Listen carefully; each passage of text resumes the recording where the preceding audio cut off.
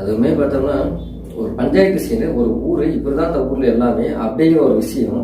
But ஆனால் அந்த ஊரில் வந்து ஒரு இதுவே ஒரு கிராமத்து படம் தான். ஒரு 100 பேர் உட்கார வச்சிருக்கலாம், ஒரு 20 பேர் வச்சு பண்ணுவாங்க. ஒரு திருவிழா சீன்ஸ் நடக்கும். அது பெருசாக ஒன்றும் திருவிழா செட்டிங்ஸ் மாதிரிலாம் தெரியாது. அந்த ஏரியாவுக்குள்ள மட்டும் பண்ணி போட்டிருப்பாங்க.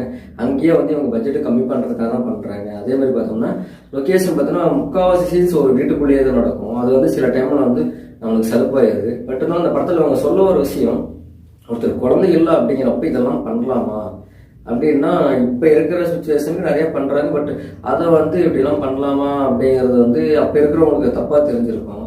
இதுலேயே முக்கியமான ஒரு விஷயம் நான் சொல்ல வந்துட்டேன் பார்த்தீங்களா, அதாவது 2 பேருக்கும் குழந்தை இல்லை அப்படிங்கிறப்போ கோயில் குழந்தை சுற்றி எப்படியாச்சும் குழந்தை பிறக்கும் அப்படின்னு இன்னமும் நிறைய பேர் அப்படி இருக்காங்க. பட் அப்படி இருந்தாலுமே கூட ஹாஸ்பிட்டல் போகலாம் அப்படின்னு மெட்ராஸ்லேருந்து வந்த ஒருத்தர் சொல்கிறப்போ, வேணாம் ஹாஸ்பிட்டலுக்குன்னு நான் வரல, இங்கேருந்து மதுரைக்கு ஹாஸ்பிட்டல் போயிட்டு ஏதாச்சும் சொன்னோன்னா நான்